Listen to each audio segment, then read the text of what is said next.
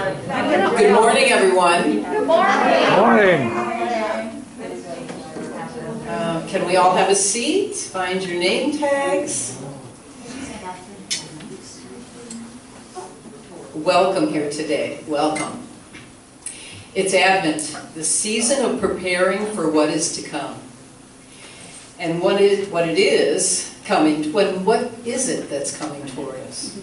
Almost every religious tradition celebrates at this turning of the earth to face the sun.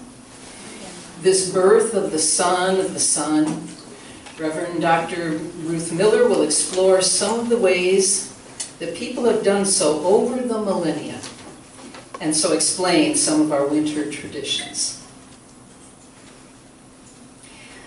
Good morning, everyone, and welcome. I am your service provider this morning. This was a little bit last minute, so bear with me. I have a hard act to follow always with Sally. And welcome to the Unitarian Universalist Fellowship. And it's so good to be with you today. At this time, please check your cellular devices to ensure that they are turned off or on mute. Everybody here. Rayma's not here, so I don't have to remind her of that. Ray, okay, thank you. We are so grateful you are here with us this morning for a joyful service with a whole cast of us. From Jay on the camera, Jeff's music, Xana leading our joys and concerns and responsive reading, Richard and Lou who will play a love song, and Ruth Miller for her message. It's a wonderful morning to be here with you. As we begin our service, let us remember we are on the land of the first people of Florence, the Sayusla Indians. We honor and give thanks to the members of the Sayusla tribe, past, present, and future. Let's officially open our Sunday service like we do every Sunday by singing Spirit of Life with Jeff Lovejoy. Thank you, Jeff. Rise if you are able. Yes, rise if you are able.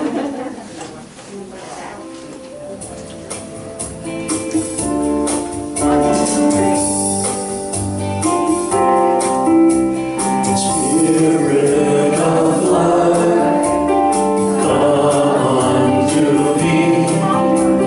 Sing in my heart all the stirrings of compassion. Blow in the wind, rise in the sea, move in the hand, giving life the shape of justice. Roots hold me close, wings set me free. Spirit of life, come to me, come to me.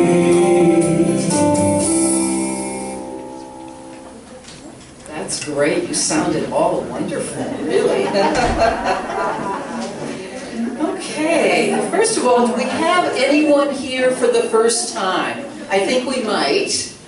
And would you be willing to just stand up and introduce yourself? Yeah, my name's Rick. Hi, Rick. I've been wanting to come, and then things were kind of shut down for a little while. So Sure. I just found out a couple days ago you guys are having an in-person service, so Well, thank I got my you. chance. So Thank you. Thank you for being over. Welcome. And Dr. Ruth will hand out, we have a little gift for you. Anyone else here for the first time? Yes. Actually, it was the second time. Okay. I have my little book door. Okay, you have your book. I just Okay. wanted to say I'm very, very delighted to be here. My name is Maggie. Hi, Maggie. In 3 months, I had no address. We had no address. So we moved in a week Yay. ago. This liminal zone between our home in Southern California, packing it all in the trailer and the truck with the dog, everything. Destination unknown. Okay. So we met storms and wild weather in Oregon. We were like, An Oregon welcome. Yes, a Oregon welcome. Oh, thank you so much. Thank you.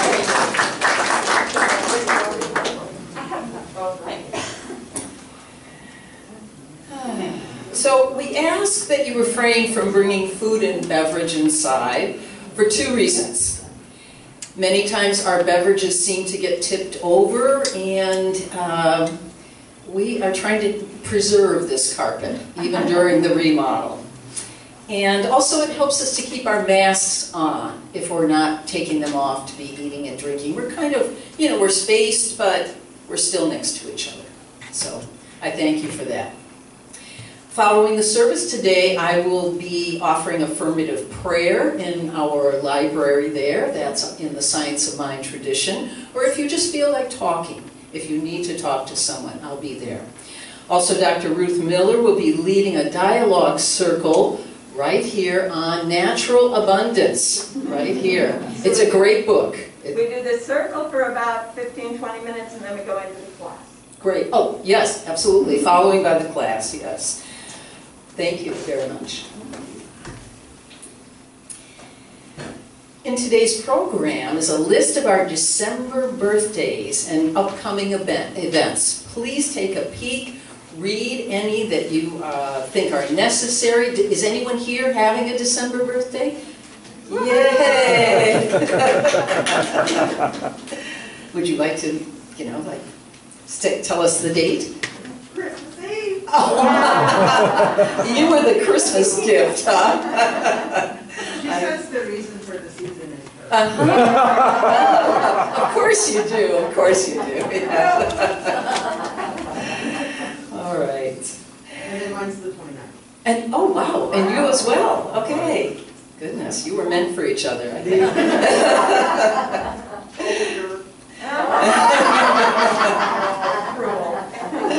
Okay. Much more mature.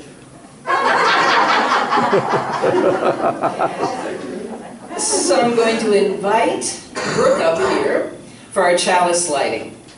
And the words come from John Green. And although they are not typical words for this special occasion, they are fun. And fun is our goal for December. We light this flame with a reminder that the existence of broccoli does not in any way affect the taste of chocolate. Sally chose this one, so yeah. Okay, I invite Xana to come forward and read our responsive reading. It's number 663 in your hymnal? Okay.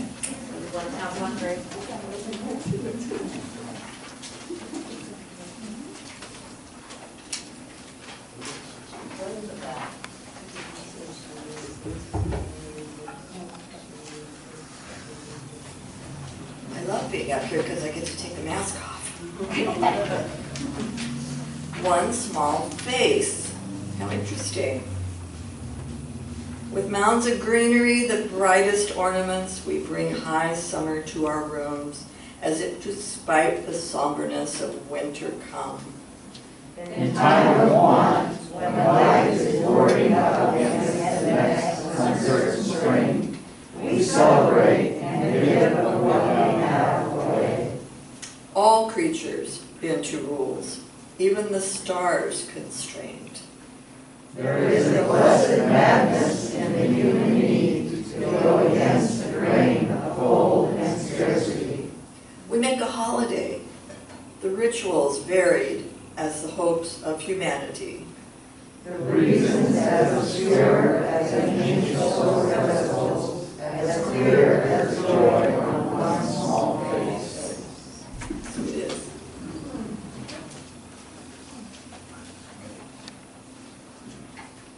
Thank you, Xana. Okay, that's here. Let's see. Any announcements? Any announcements that we have? I know, yes, there are a couple here. Please come up.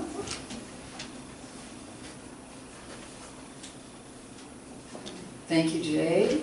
Can use that microphone right there.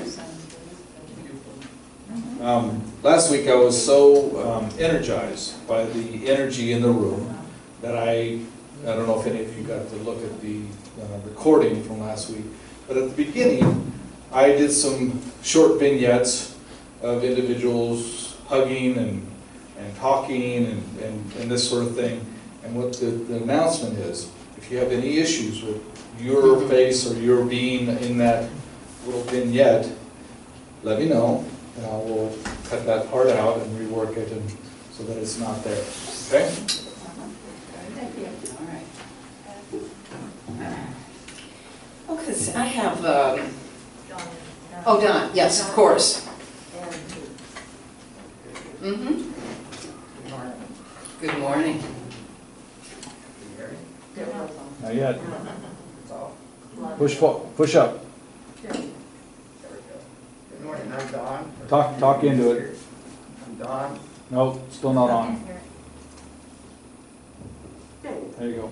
Testing. Got it. Good morning. You folks know me, others than do. I'm Don. I'm with the free lunch, and I have an announcement.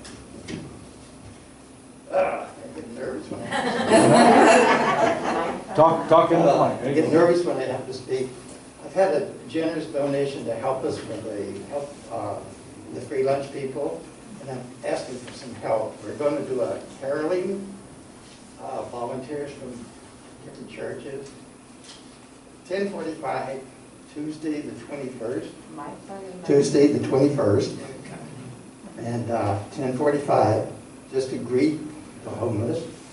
I have volunteers that made up gift bags. And on the 15th, St. Andrews is bringing a lot of gifts over for me to give out. The purpose of having carolers, and any of you would like to join me, it's only from 10:45 to 12 o'clock. Taking care, 21st of December. Okay? At the Methodist Church. At the Methodist Church, 333 Kingwood. Okay? Okay. Thank you, Don. Thank you, Don. Ann had an Ann, okay. This is probably silly, but I can't bear to throw away something valuable. And this is one of those wonderful 1936 birthday books. If you know anybody that was born in 1936, please come get it. I hate to throw it away.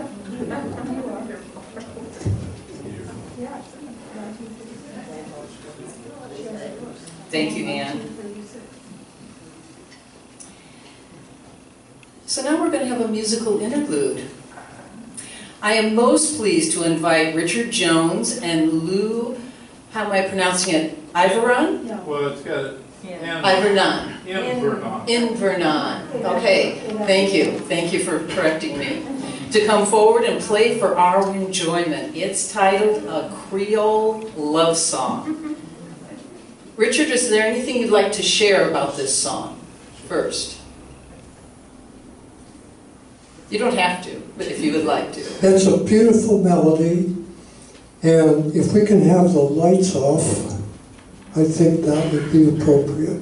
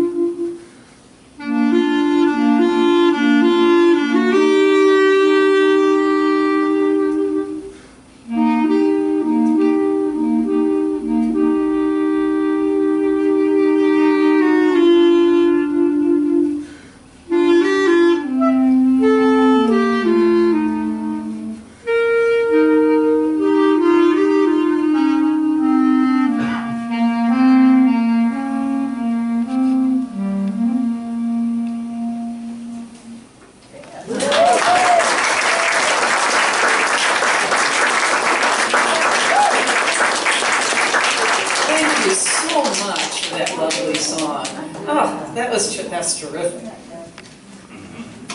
Turn the lights on here again. Yeah, that was wonderful. I really appreciate that. I know we all do. I'm going to invite Xana up here for joys and concerns, and I have a couple as well. This is the time of our service for joys and concerns. I invite you to pay particular attention to each other during this holiday season. Another holiday with the shadow of COVID still around us. This can be disheartening for many. Plus, the minefield of old memories and internal tapes surrounding the holidays in general. Yeah, I have a few of those. So pay attention to each other. Lend an ear, or a hand, or a ride somewhere, or a Christmas cookie, or a cup of tea. Loneliness can seem accentuated around this time of the year. Bring a moment of joy to someone that you suspect may need some. If you have something you'd like to share, you can line up over here. I will remind you that you will be recorded. So if you would like not to be on tape, we'll be happy to bring a microphone to you. And I'll have Catherine put the shells in the water. I'm going to begin by saying we have a bit of concern, not a big one, but the reason that Sally is not here today, as some of you already know, she was exposed to someone who tested positive for COVID. And so to err on the side of caution, she wanted to stay home for a few days until she and Jennifer are both cleared. And so that's why she's not here today. But no symptoms or anything. She feels fine. They both do. So we realize how much we miss Sally when she's not here. She does all of this so effortlessly. And she's a pro. Anyway, and we miss her beautiful, enthusiastic energy when she's up here. So we don't want to take her for granted or anyone else. So we send our good wishes to her and Jennifer both. Okay, so let's put, one for each of them. All right, go ahead. I've got a concern for Rama. She's having potentially some procedure done that will hopefully turn the concern into a joy. So hopefully this will not working. What? She's in the hospital as far as we know still. Rama is? Rama is in Riverbend. Is that correct, Ashley? Her fistula was not working for her dialysis. So they tried to do the rotareator thing in there and it was unsuccessful. And so they're trying to figure out the next step and what to do for her dialysis access. Well, thank you for informing please us. keep us posted on all those who have contact with her. Absolutely. And our care committee, I'm sure, will be following up to see how she's doing. Very good. All right. Brooke, nice to see you. Nice to see everybody. I have 3 prayers. One is for Dick Smith. His wife Harriet passed 2 months ago, and Dick passed on Thursday. We had spent a wonderful day together. I was one of his caregivers, and you know, he went quickly, and they did so much for our community and for the world. So just sending blessings to them. And then my neighbor Dolores, she's been here before, and Dolores is on her final journey. And I just hope that she peacefully can pass. And the other person is,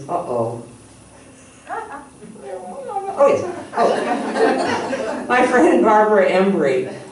She had surgery for cancer. It was very intense. Her heart stopped. All sorts of things happened, but she's made it through. And I just hope that she has a very smooth and steady recovery, and no more help is needed in that area. Thank you. Okay, we've got a shell in there for them. Yeah. All right. Good. Anne, did you have one? Yes. Okay.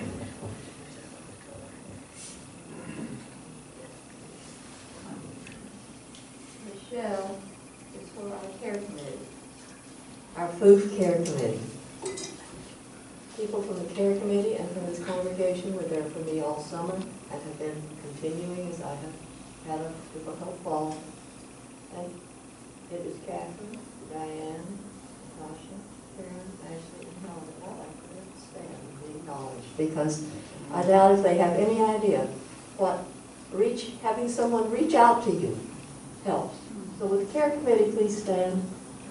I think only Those two that are here, only the two of us are here. Anyway. Thank you. And a great joy to have a care committee. Well, I decorated my Christmas tree on Friday, and following the German tradition that I practiced with my wife of 54 plus years, I put candles on the tree. And later on, I will actually be lighting these candles. We haven't burned down the house yet. But I have to confess that I did shed some tears while I was doing this, and it came to me. My wife was an amazing combination of somebody who could be sweet and feisty. And my motto for the coming year is live in the present and honor the past. Yes.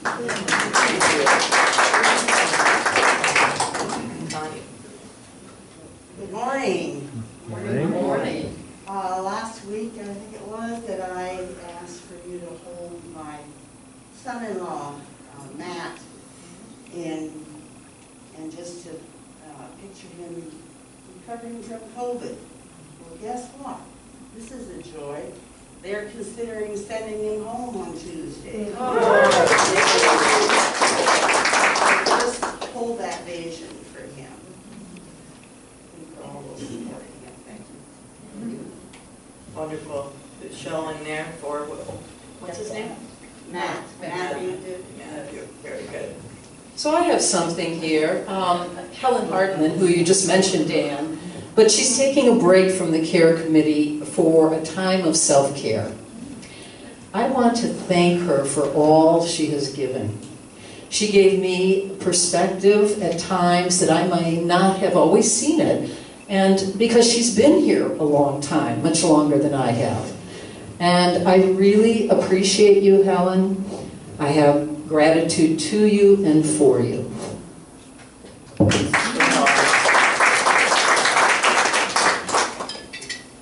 All right. Lots of joys. A few concerns. Let us remember those who have not come forward, have not been able to, or don't feel like comfortable sharing their joy or their concern. Our hearts and prayers go out to them as well. And I'll end with another little saying about joy. 'Tis the season. Maybe it's a beautiful contagion over which we have more control than we think, if we only share it. If only we notice that joy is not ours to keep, but ours to give. Blessed be. Blessed be. It is my pleasure to introduce our speaker today, our own very beloved Reverend Ruth Miller. Thank you, dear.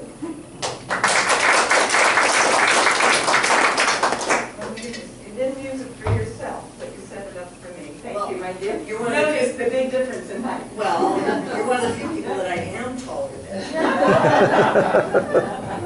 Thank you, dear. Yes, so Jay's going to help me lower the screen because I went and made some slides.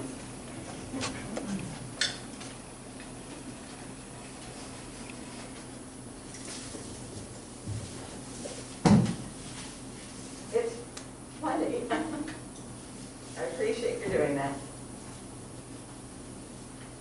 Thank you. It's supposed to be on. I'm going to take out it. Do you have the remote? Okay. Here it is. Yep. Thank you. All right. Oh my goodness. It is that time of year. Truly, truly that time of year, which, you know, I think most of you know is probably my most fun time to be in the pulpit. Because it just brings together so many ways to be love and joy and bliss and delight and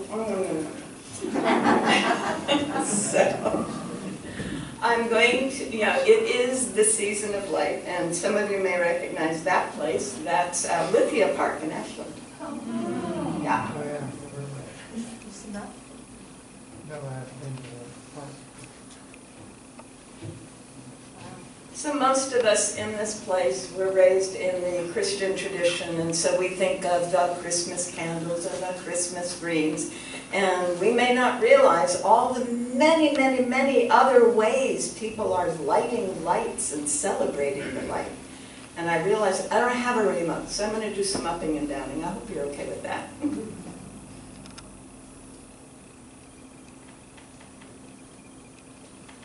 So the first one in the Christian tradition is Advent, and I'm guessing most of you were Protestant and didn't get Advent.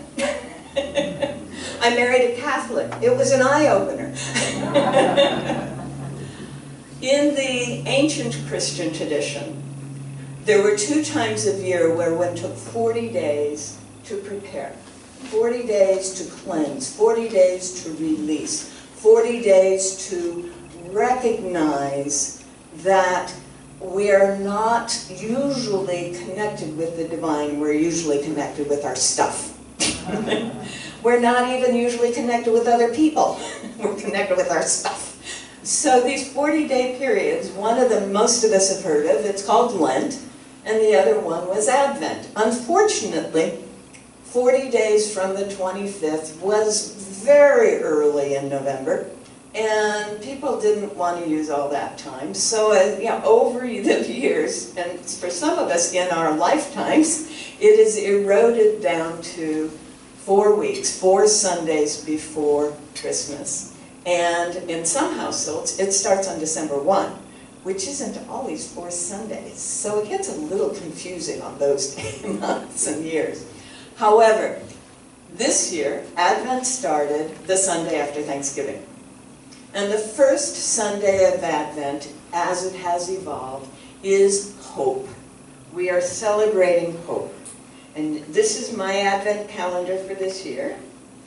And the Advent calendar, I said. I didn't mean that. My Advent wreath. Now, a few moments ago at work, see if I can make it work again. Nope. There's this one. Sorry about that. You should just press the button. Got a trigger? Oh, that one's hard. There we go. So the first candle is hope. We hope it lights. Yay.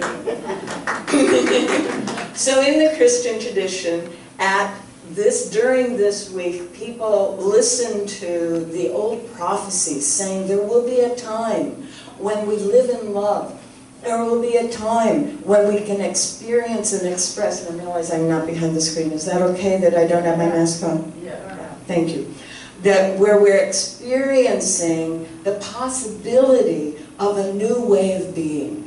And so in the Christian churches, they're listening to Isaiah and some of the other prophets talking about the world that is to come in the first week of Advent. Then, last Sunday, which was also St. Nicholas Eve, and I'll talk about that in a minute, on the second Sunday, it varies a little bit depending on the cycle in the church process. There are 3 cycles, so different cycles have different things. But generally, the second candle is about peace. When we begin to have hope, we stop worrying quite so much. We stop being focused on all the issues of the current moment, or as Lao Tzu says, if you're sad, you're in the past, and if you're worried, you're in the future. If you are at peace, you're in the moment. Right. Yeah. I was out working in my yard the other day, and I'm so appreciating. I came aware to the fact of how in the moment I am when I'm working in the yard. Right? Yeah, it feels so good. So there is a state of peace that comes with that. And in the Christian tradition, that peace gets disturbed because then they start talking about the book of Revelation and the apocalypse, which means the lifting of the veil, and you can find my talks on that on the YouTube channel if you need to. Just lifting the veil from what has been hidden so we can see what it is and get in touch with it. Well, today is the third Sunday in Advent. And in the third Sunday is Gaudete Sunday. And that's the hymn of the Catholic tradition, and it carried over into the Anglican tradition. And Gaudete means praise. Sing praise, sing joy. It is the Sunday of joy, but it is also Mary's Sunday.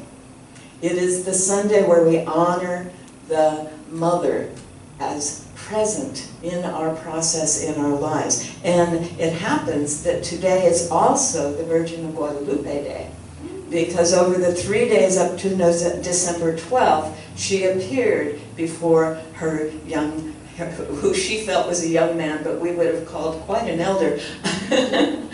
She called him my child, Juan. And she appeared to him on the mountaintop and performed several miracles, including creating a literally indelible image of herself on the robe that he was wearing, the tilka.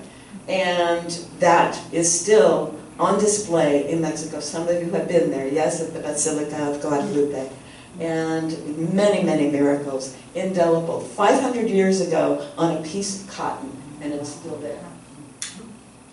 So we light the Gaudete candle, which is almost always some shade of pink or rose, for the rose that is the divine feminine.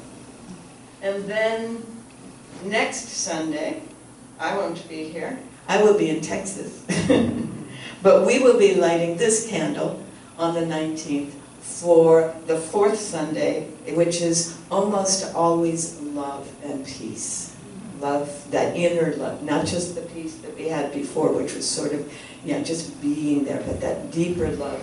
And then on Christmas Eve, it is the Christ candle that is lit.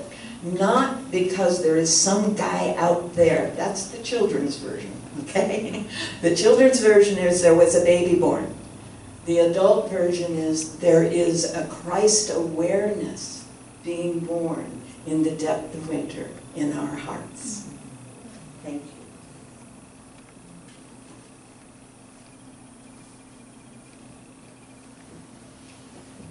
But that's by no means, I've just described 4 or 5 holidays, right? But that's by no means it. Hanukkah is a very important part of this time. And we have 8 days celebrating the miracle of a light that remained 8 days lit when there was only enough oil for one night.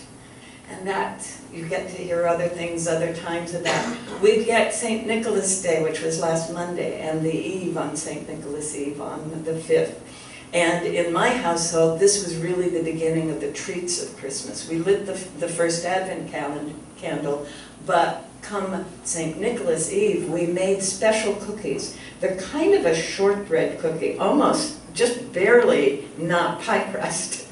And you put them in the shape of a letter, your name, for your name. And then you put the cookie in a shoe out at night, wrapped in plastic.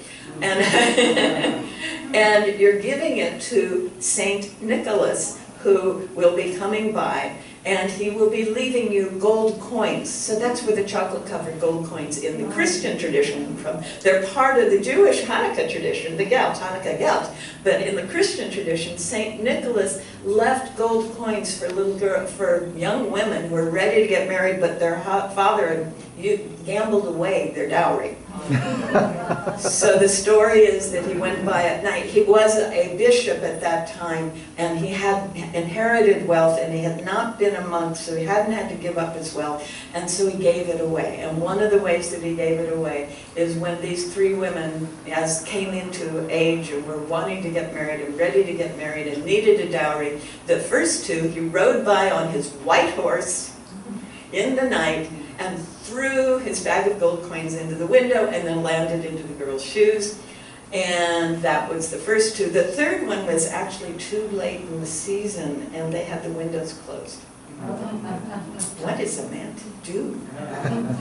Well, his horse was pretty big, so he stood on the back of his horse, crawled up on the ledge of the balcony, crawled up onto the roof, and dropped it down the chimney in the girls' room. Bags of gold coins dropped down the chimney and just happened to land in the stockings that were drying there. St. Nicholas Eve and St. Nicholas Day, the beginning of the giving. So my kids would find a little bit of gold coins and a sprig of holly in their shoe on the morning of the 6th. And then Bodhi Day. Some of you were here, weren't you, for Bodhi Day, for the Zen celebration that Fred Miller led. It was a powerful, powerful experience. And if you haven't done that, do it next year. It's, you know, meditation and then sharing, and then meditation and sharing. And it is a lovely, lovely recognition of the enlightenment that is available to all of us. Buddha means awakened one, enlightened one. He was enlightened, and then on that day sat down under the Bodhi tree for 40 days. Ever hear that number before? And through the 40 days, undid the temptations of Mara. Ever hear that story in 40 days before? Like in the springtime with a guy who got baptized that we call Jesus.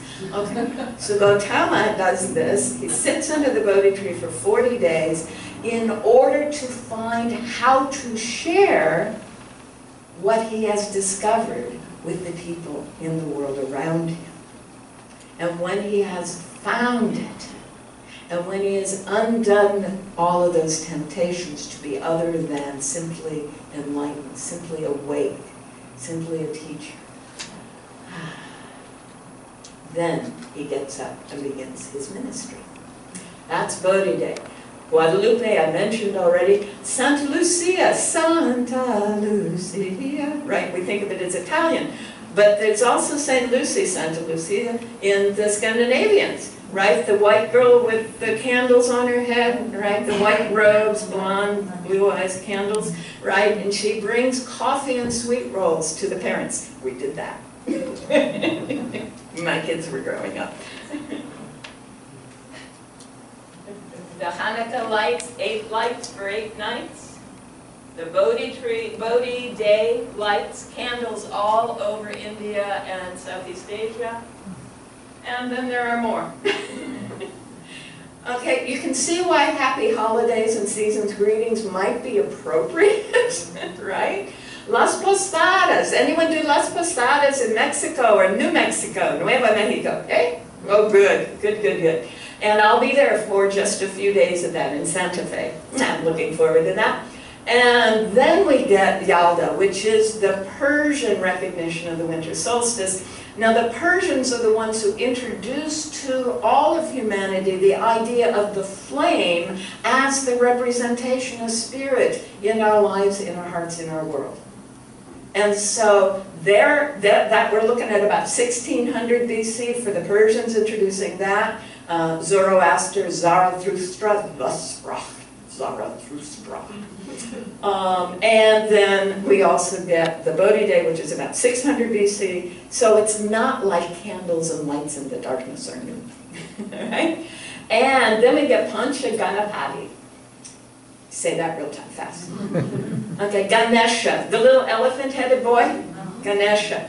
He is the one who leads. He is the one who opens the path. He is the one who begins things. So if one does a puja, which is a prayer ritual, one often starts with Ganesha, because that's the opening. He opens. The elephant is, you know, with the big ears and the trunk, can check things out and clear the path. And there's a wonderful story about that, and Mary wants to add to that. No, I wanted to ask, is that when they walk through the streets in India with the elephants and all the candles lit? Yes, oh, Ganesha. I saw that recently on a woohoo! or something. All right, so you can see on YouTube where you get to see Pancha Ganapati. Excellent, excellent.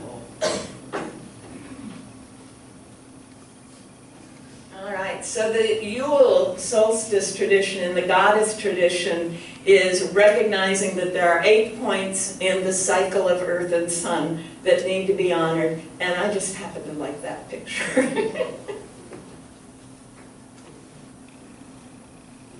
Believe it or not, there's more.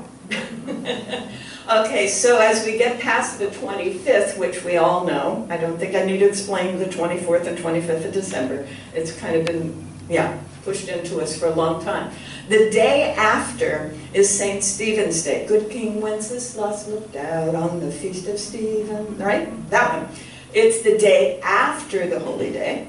And it's named for Stephen because he was the first of the Christian martyrs. He was the first one to be stoned for getting up and saying that Jesus is the Messiah and Jesus resurrected.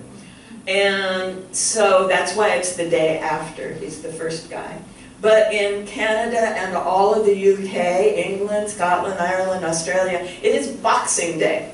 Now, those of you who remember the video series, the TV series Upstairs, Downstairs, you may recall that after Christmas, all the servants got special bonuses and gifts, and you may have seen A Child's Christmas in Wales or something where they pack up little things for the postmen and so on. Whenever my kids would do that for the mailman, they were always so surprised. But we made sure that, at least during the worst weather, there was always hot cider or cocoa or something for the mailman, and it was always a man in their world. Often I get a postal woman, but somehow when my kids were growing up, it was always a man. I'm not sure how that works. In any case, it's when you give the people who have served you in the community something to share. And as our reading said, isn't that weird? We choose this time of year when we're most likely to begin to experience scarcity to share. I love it. And then we get, of course, Kwanzaa. Kwanzaa was invented in the 1960s in the African American community, taking a Zulu harvest festival. And it's true, their harvest festival would be later in the calendar year than here.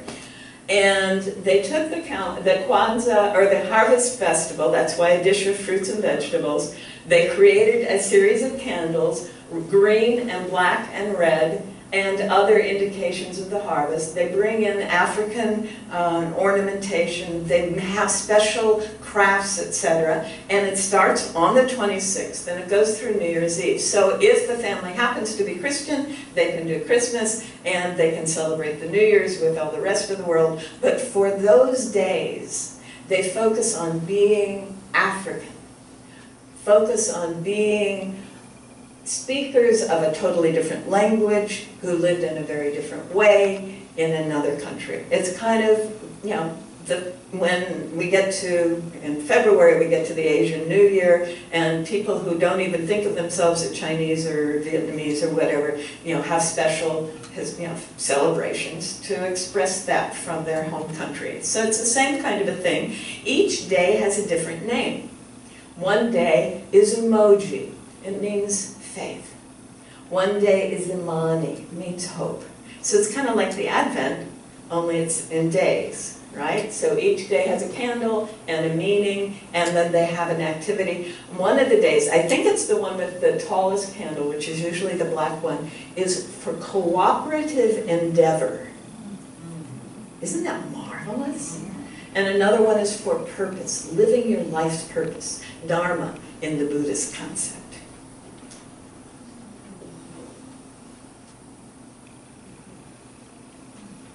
And then after the New Year's, we have Epiphany, 12th night and Epiphany.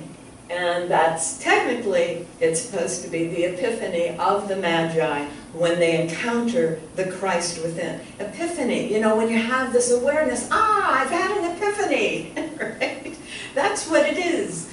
And it's also the ending of the Christmas cycle, but there's more.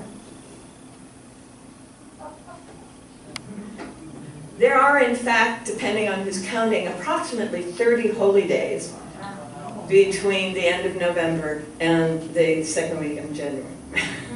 Right? So the northern Caucasus, the mountains out of which all Caucasians came and all the Indo-European language groups came, and that's all outlined in my book, Madonna and Magdalene and Beyond over there. They call the 25th Malka. It's when Mithras was born, which is one of the Persian saints. And Malka, it was already a named holy day with a festival long before they even came out of the Caucasus 6,000, 8,000 years ago. And then, of course, Epiphany on 6th January. Then the Armenians celebrate Christmas Day on what we would call Epiphany. And then the Orthodox wait till the next day before they even have Christmas Day. When I was growing up, there, everybody's lights and everything would be down except about 1 in 1,000 households in Chicago. And I go, Mom, how come their Christmas tree lights are up when I was growing up? And they go, oh, they must be Orthodox. Yeah. All right, and then somewhere in there, yeah, Hanukkah's a little bit movable. It's the new moon before the new moon before Christmas, before the solstice. Okay, it's like Passover is the first week after the full moon, after the equinox. Hanukkah is just before the solstice. Anyway, these are movable. The Iranian midwinter feast that defeat with the flame the forces of darkness. Makes sense, right? And then the Lunar New Year, which may be as late as February 7, or could be as early as January 15.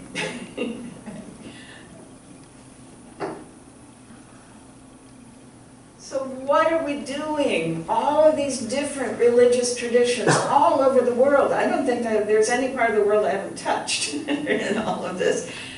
We're doing this lights in darkness thing. That's really the essence, the physical experience, the emotional experience.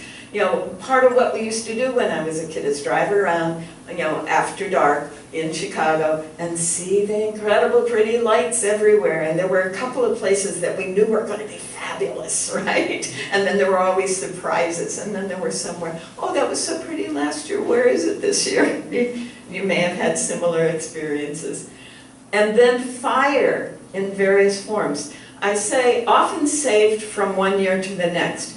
My Advent wreath, usually the last candle from last year is the first one for the next year.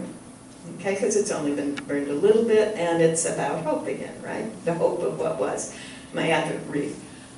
If you have a Yule log, ideally you save a portion of the Yule log and use it for starting the Yule fire next year. So carrying over from one year to the next is often part of these rituals. And of course, we got to bring in all our greens. Yeah, our fresh green branches. I have umpteen rosemary bushes where I'm living. Anyone need any rosemary? I got it. And while I was driving down from my work in Newport, Walport yesterday, I missed a landslide by very little. Thank heavens. And the guy, and as the road crews were arriving, they're going, oh, you have to drive up to Newport and back around. I said, I'm going to give the back road a try. I am so grateful for David Mills introducing me. This is the 6th time since 2014, 6th time in 7 years, the road has been blocked between Walport and here when I needed to get between Walport and here. And so he introduced me to the Big Creek Road going around to the North Bank Road. It was an adventure. And fortunately, part of the way, very soon actually, on my end, and very late on his end, I met a truck and I said, can I get through? And he says, yeah, I just did it. Yes, thank you, thank you. But there was a nice little point where there were down branches everywhere. There were trees. There were, it's not safe out there, folks. Don't do it. But I have an appointment. So I did the drive, and there was a nice wide place where there were a bunch of greens. So my house now also has cedar and fir and other nice things from the forest on Big Creek, which is lovely. So we bring these in for a whole lot of reasons. If you live in a hut in northern climates, in England, Germany, whatever, you have been using straw from the last harvest to keep the insects down and to maybe fill your mattresses or whatever. Instead of carpets, they didn't have vacuum cleaners. Right? So part of preparing for this season is to sweep out all of that, put it in the garden to compost and feed other critters, right? And then bring in fresh, soft, good-smelling green stuff, right? And you may hang some from above if they're herbs, but you would mostly spread them on the floors, spread them around in the corners of the house, etc., to minimize the critters, but also make it really feel, as our reading said today, feel like summer inside the house between the candles and the greens. It's so marvelous. And then all the circles, all the globes, all the stars, all the spheres, all the gold, all the silver, all to represent the sun and the stars, and bring them into our hearts, bring them into our lives, bring them into our families, yes? And of course music and dance. There are special dances just for this time of year in almost every religious tradition. And if you haven't seen Morris dancing, there are Morris dancers in Coos Bay, and they do perform in various places, including the Unitarians, yes. And what would this time of year be without feasts, right? It would, no matter how little we have, we're able to put together some kind of feast at the midwinter. And of course we invite people and we share. And you may recall the Peter, Paul, and Mary song, which is actually an ancient carol. A soul cake, please good missus, a soul cake. Apple, pear, plum, or cherry, any good thing to make us all merry. Yeah, that one, yes. Go down into your cellar and see what you can find. If your barrels are not empty, we hope you will be kind. Yes, share with us. And constantly the ancient stories and miracles. Every religious tradition this time of year fills our hearts with these stories of amazing things that happen, that there is something greater than just the human mind. We don't know what it is. We don't know how it works. We wish we did. We give it all kinds of names and personalities, and we really have no idea. But why, when it's at work, it feels really, really good. And when we see powerful things happen, we just are so inspired for possibilities, that hope and that joy and that peace. And the final thing that happens at this time of year, in the Yule tradition, in the Wiccan tradition, the end of the year is the end of the harvest back on October 31st. But even so, the carryover into the Yule, this is the ending of a cycle. The earth that was tilted, you know, that does this as wobbling back and forth around the sun, right? It doesn't really wobble, it just feels like it because the angles, right? Because it's at an angle. But at this point, the sun, which is as far south as it can be, it will be on the 21st. It isn't yet, but you can already see how low it is, yes? Right? It sits there for 3 days. Oh my God, is it ever coming back? And if you're up there in Sweden or Scotland, are you ever going to see it again? Right? I don't know, 3 days. And then on the morning of the 4th day, it's a little closer, it's a little higher, it's a little brighter. The Son of the Sun is born. That which was hidden from us is now revealed. Yeah, this is what's going on.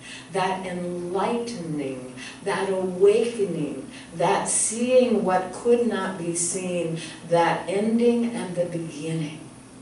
That's what we're doing with all of these holy, holy, holy experiences this time of year.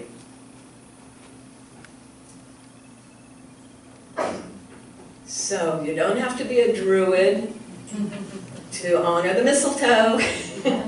The kissing under the mistletoe is part of the season for those folks up in the northern climes. And it is recognizing that mistletoe is poisonous in some ways, but it is a very healthy thing in other ways. And it means that there is life where there appears to be death. The mistletoe is green on what appears to be a dead tree.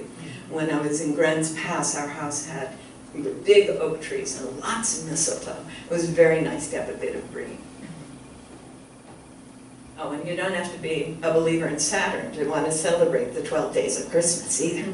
The Romans took the time from the beginning of the solstice to when the sun was clearly, the longest night had happened, and that's actually around the 5th or 6th of January. It's not December 21, but we're, our grade school kids teachers don't like to tell us the real facts.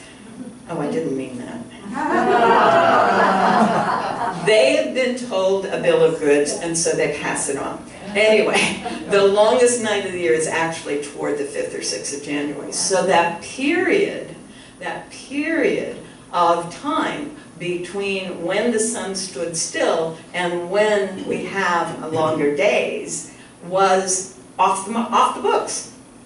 There were no legal requirements. Slaves could act like masters. Masters could pretend to be slaves, and during Saturnalia that often happened. And people brought in greens, and they put bright gold things in their house, and they were out parading in the streets and dancing and singing, all kinds of things for the 12 days of Saturnalia.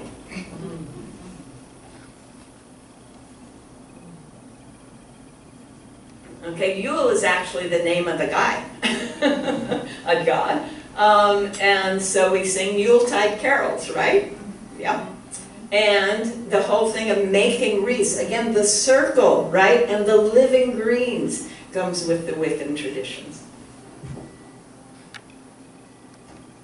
Ain't he cool?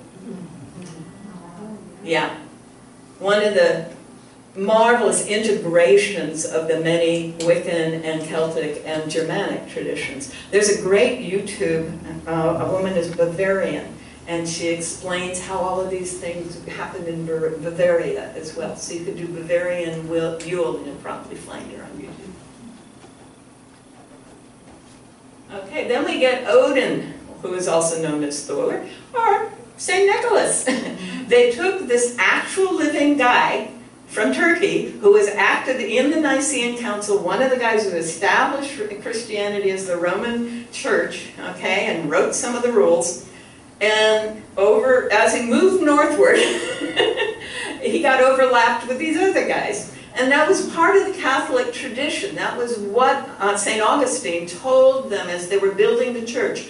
Adopt the local characters, adopt the local traditions, and adapt them to the Christian story. And so that's what's been going on. So bringing gifts at night was present in Scandinavia long before the tradition of Christianity got there. And then Sleipnir.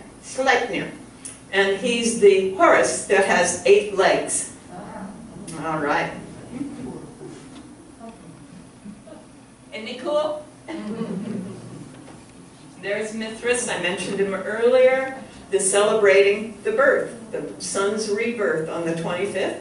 And then finally, you don't have to believe in Jesus Christ to enjoy the fact that we call it Christ's Mass, Christmas.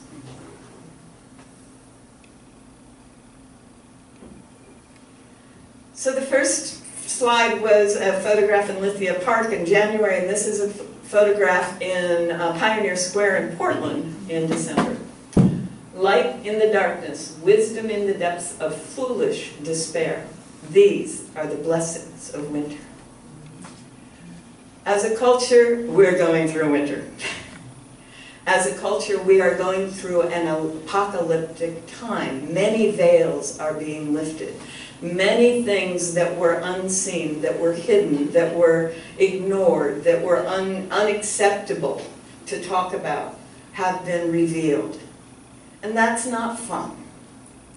However, if we focus on not the issue that has been revealed, but the fact of greater truth, if we focus on, not on the problem and the upset that the media wants us to keep focused on, but on what's actually happening in our lives and in the lives of people around us, we are going to begin to be able to be enlightened, literally, lightened.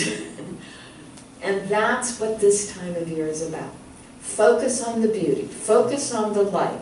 Don't let the appearance of the darkness take away your hope, or your peace, or your joy,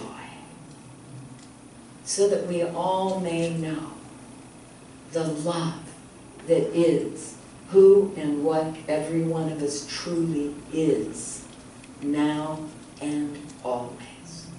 Thank you very much.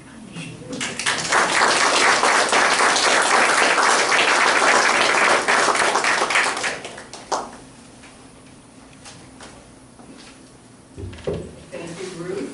Now we will have a musical interlude with Jeff Lovejoy. Entitled, do you want to say something about it, Jeff? I don't have the title here. Constellations. Constellations. I was supposed to get a meditation.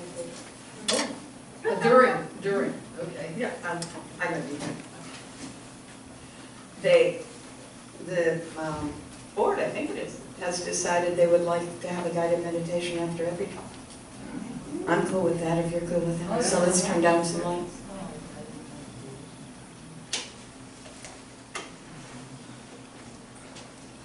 I'll let Jeff start. Relax in your chairs.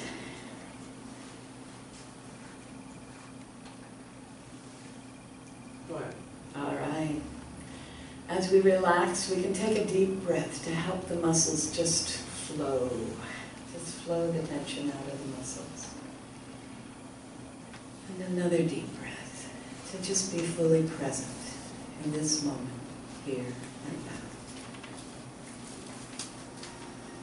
And as we bring our awareness fully into this moment, this body, this time, this space,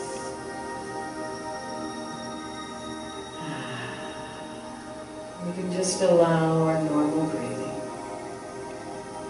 knowing that the body takes care of itself without our having to do anything to make it happen. Just breathe and be.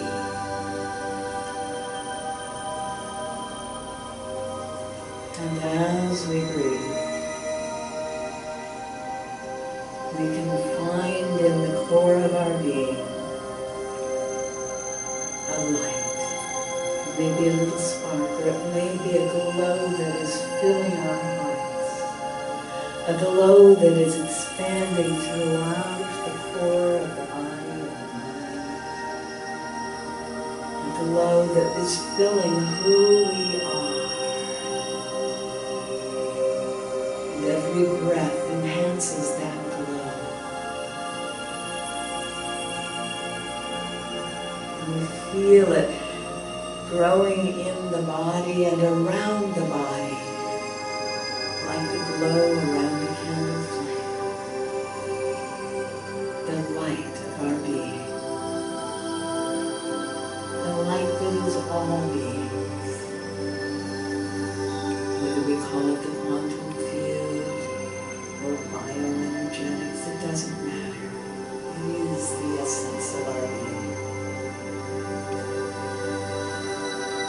As we breathe, we can feel it increasing in intensity, and it wants to expand. It is expanding, and it's expanding to fill this space.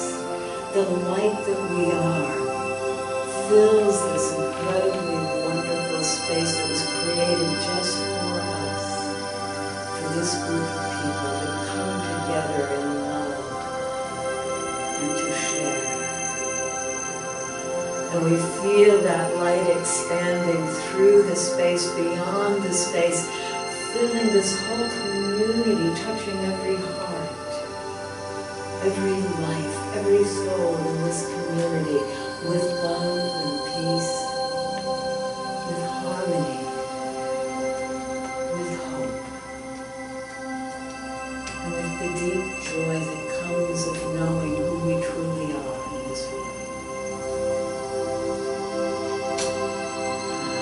as we feel that, we can feel that the light in us is combining with other lights and it is all expanding.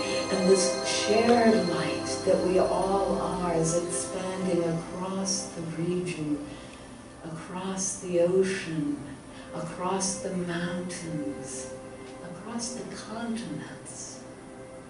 This light that we share with all beings, we can feel the connection, we can feel it expanding and touching and helping and supporting and harmonizing and loving every being in this beautiful planet. Simply as we breathe.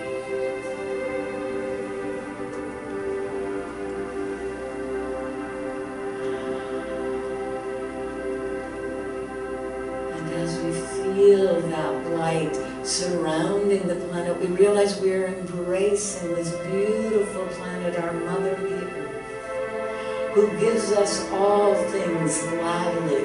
Everything that we have, our very bodies are our Mother, the Earth. Thank you, thank you. And we embrace the planet with love, and we feel new harmony being restored. We feel balance being restored across and around and through this planet of life. Oh my.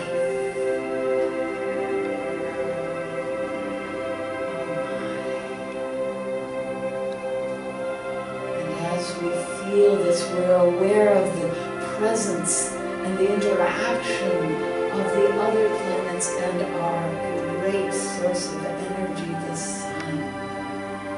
This marvelous dance of life. The energy flows, the gravity and the light and the heat and the magnetics all dancing together in this wonderful experience of balance and equilibrium and harmony for the well-being of the whole system of which we are a part. Oh, we feel that. And we can know that in our hearts and in our minds. What a gift.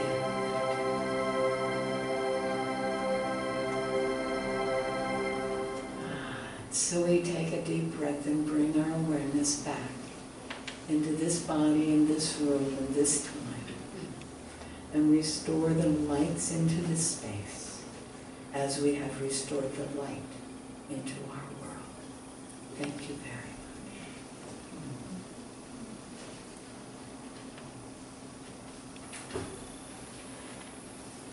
Thank you so much, Ruth and Jeff. That was lovely. I love that subject matter of the talk, how everything interweaves, you know. We have, you know, whatever we celebrate has a basis of oneness, you know. I really like to be reminded of that. Okay, so, let's see here. As we have become accustomed, we practice an offering focused to two communities, our community partner and FOOF. Our community partner through December is KXRC, and Ruth Baumrocker would like to share a few nuggets. Ruth?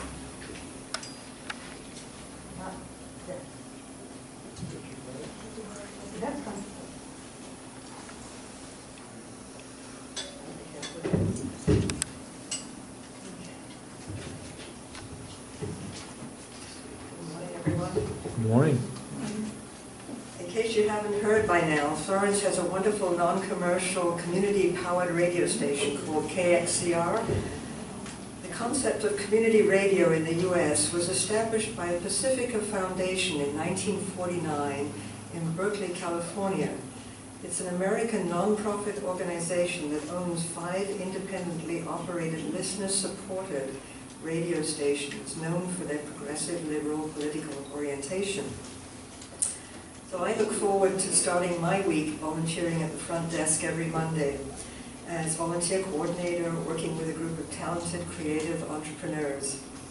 When locals tell me they only listen to radio in the car, I've also heard some of those same people being drawn to stay in their car, captivated to hear the end of a program such as Positive Mind. Feel free to drop by the station for a tour and get acquainted with our production studios. You might even be inspired to be on air yourself, like our own Edie Kronk with her weekly Florence Poets Society show. Or have a conversation with our program director, Larry Bloomfield, another foofer, about whatever drives your passion. We appreciate your generous donations to help keep us on the air and look forward to your becoming a KXCR listener if you're not already one of our fans.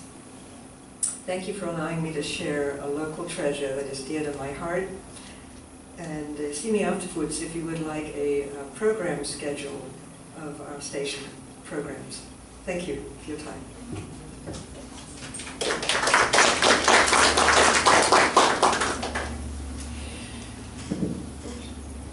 Thank you, Ruth. Now let's focus on FOOF. We've been here in Florence for 2 decades, and we're not going away.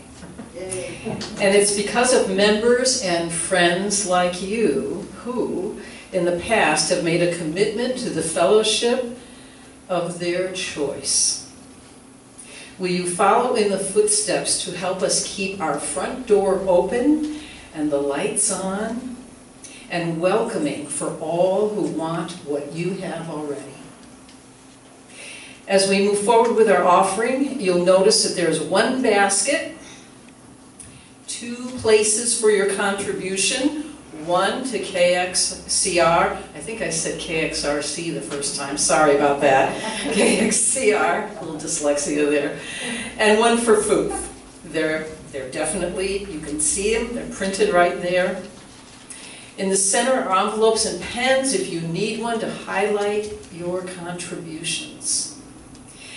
As Grace Lee Boggs has said, building community is to the collective as spiritual practice is to the individual. I really believe that one. You can help build our collective communities with your continued spiritual practice of giving. As we move forward with our offering here at FOOF, you at your kitchen counter with a cup of coffee, or us right here. Divine love through me. Divine love through me. Blesses and multiplies all that I am. Blesses and multiplies all that I am. All that I give. All that I give. And all that I receive. All that I receive. I am prosperous now. I am prosperous now. Blessed be. I'm going to ask Ashley, who didn't want to be called that, to help us with our side here. And Deborah on the other side, yes. Thank you, Deborah.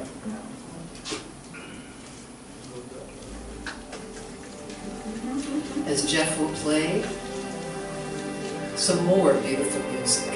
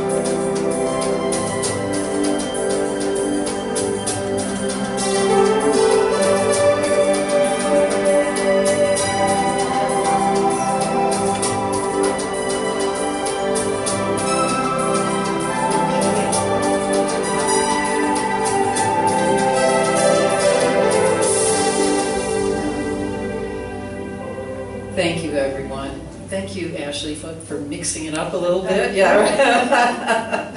Yes. You know, it's a spiritual practice to give.